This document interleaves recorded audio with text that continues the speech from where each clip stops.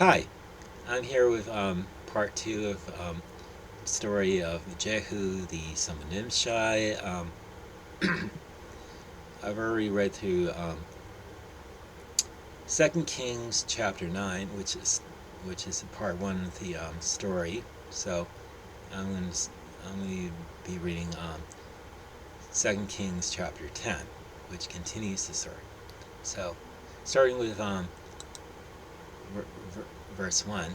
And Ahab had 70 sons in Samaria, and Jehu wrote letters and sent to Samaria and unto the rulers of Jezreel, to the elders and to them that brought up Ahab's children, saying, Now as soon as this letter comes to you, seeing your master's sons are with you, and there are with you chariots and horses, a fenced city also in armor, look even out the best and the meat of your master's sons, and set him on his father's throne, and fight for your master's house. But they were exceedingly afraid, and they said, Behold, 2 kings stood not before him, how then shall we stand?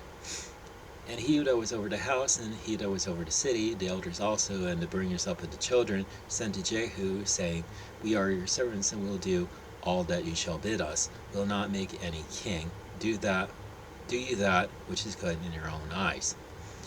So then he wrote a letter the second time to them, saying, If ye be mine, and if ye will hearken unto my voice, take ye the heads of the men, your master's sons, and come to me to Jezreel by tomorrow at this time. Now the king's sons, being 70 persons, were with the great men of the city, which brought him up. It came to pass, when the letter came to them, that they took the king's sons, and slew 70 persons, and put their heads in baskets, and sent them to Jezreel.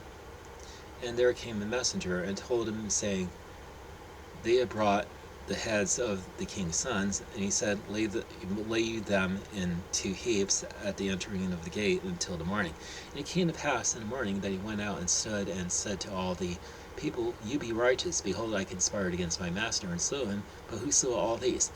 Know now there shall fall unto the earth nothing of the word of the Lord, which the Lord spoke concerning the house of Ahab, for the Lord has done that which he spoke by his servant Elijah. So Jehu slew all that remained of the house of Ahab in Jezreel, and all his great men, his kinsfolks, and his priests, until he left him none remaining.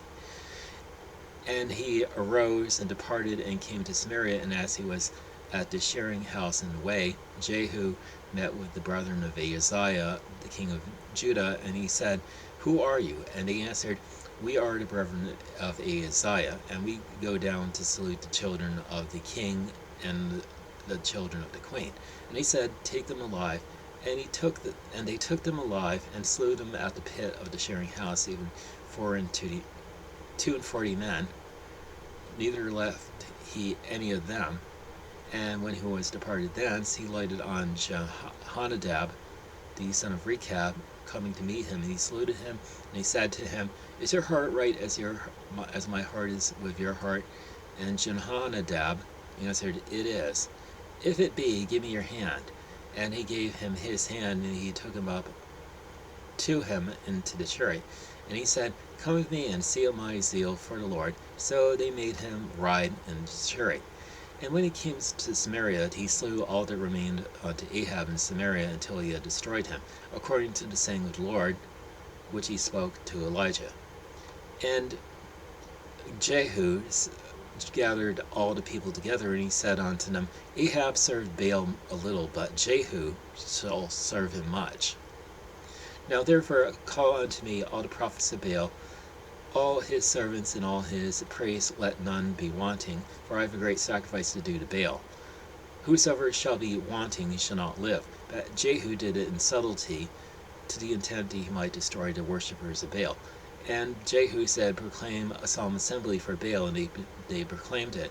And Jehu sent through all Israel, and all the worshippers of Baal came, so that there was not a man left that came not.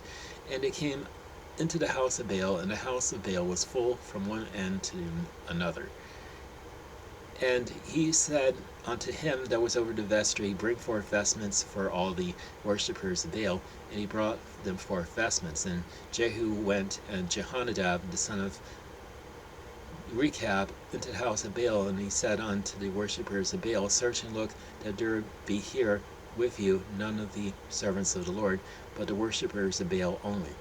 And when they went in to offer sacrifices and burnt offerings, Jehu appointed fourscore men without, and said, If any of the men whom I have brought into your hands escape, he that lets him go, his life shall be for the life of him.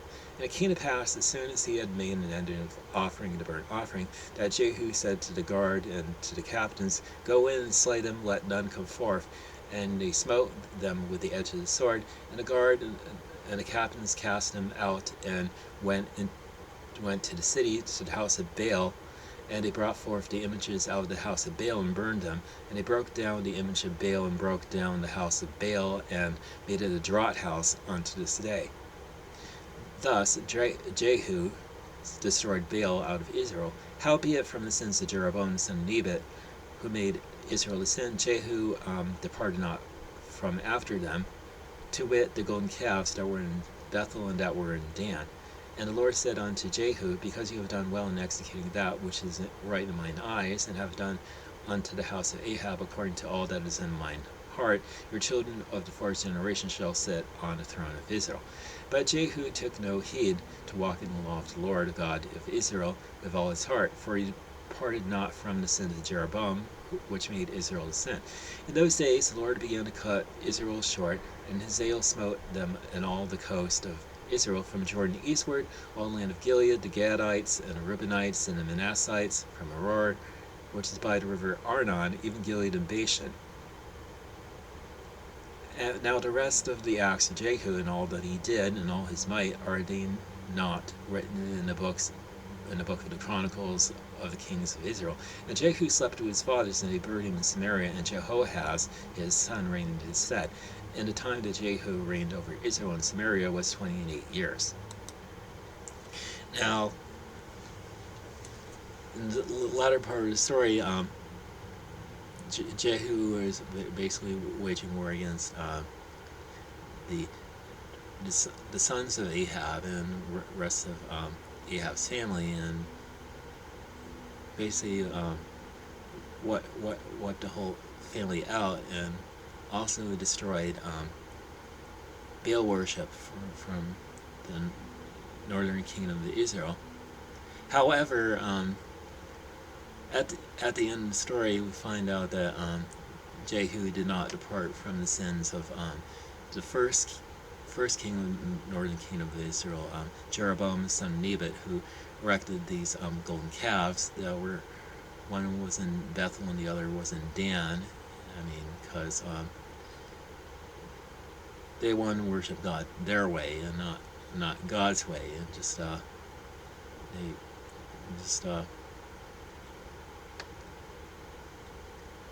so when people say they want to have the spirit of Jehu, they should be careful, because Jehu may have destroyed Baal worship from the northern kingdom of Israel, but he did not destroy the idol worship that already existed. So like, he still got his fault right there, and just and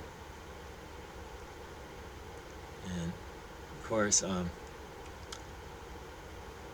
Jehu's family line would, his dynasty would continue until